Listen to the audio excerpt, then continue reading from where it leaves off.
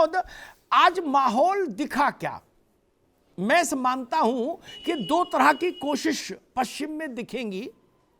Bharatiya Janata party और उसके गठबंधन की कोशिश होगी कि कैराना का पलायन और मुजफ्फरनगर का दंगा दोनों जीवित रहे जहन में, और इसी के आधार पर चुनाव का रथ आगे बढ़े। अखिलेश और जयंत का गठबंधन चाहेगा कि स्लेट से ये मिट जाए इबारत दंगे की और पलायन की। आपको जमीन पर क्या दिख रहा, और अमित शाह के आज के दौरे से आप क्या परिवर्तन देख रहे हैं आमोद?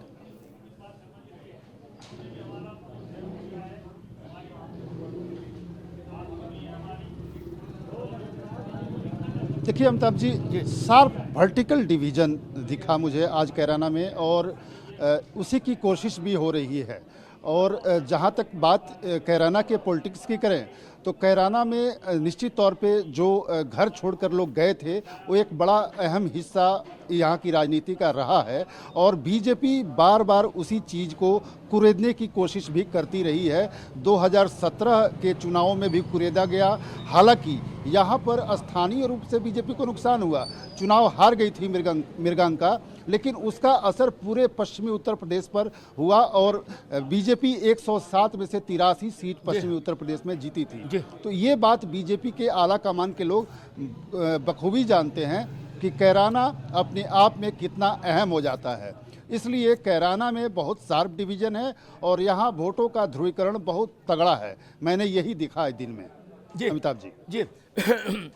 अखिलेश यादव और जयंत चौधरी, उनके पार्टियों की जो कोशिश है कि भाई जेएम जाट प्लस मुस्लिम इस समीकरण पर चुनाव आगे बढ़े और हिंदू मुस्लिम का डिवीजन नहीं हो, जाट प्लस मुस्लिम एक तरफ और बाकी एक तरफ, ये डिवीजन इनको सूट करता है अखिलेश को, और हिंदू और मुस्लिम वाला सूट करता है बीजेपी को।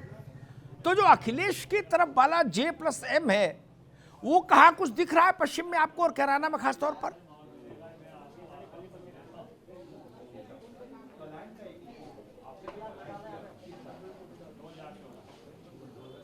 देखिए जेएम की जो बात आप कह रहे हैं, निश्चित तौर पे वहाँ पे दिख रहा है।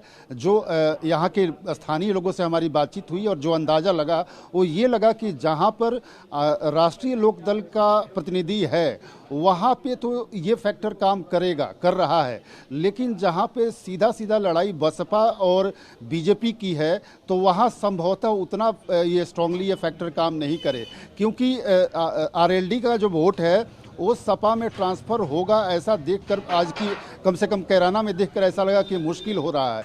यद्यपि सपा का वोट बैंक आरएलडी को ट्रांसफ़र होगा, तो इसलिए इसका अंदाज़ा लगाया जा सकता है कि इस गठबंधन में जयंत चौधरी को ज़्यादा फायदा हो सकता है बनिस्पत अखिलेश यादव के। और कैराना में भी कमोबेश वही सिचुएशन है।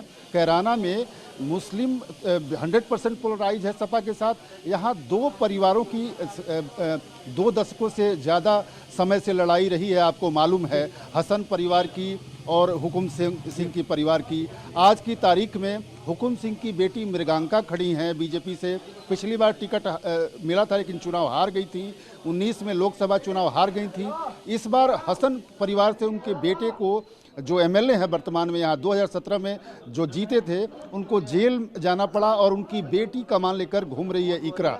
और इकरा के प्रति पूरी मुस्लिम समुदाय की काफ़ी एकजुटता यहाँ दिख रही है।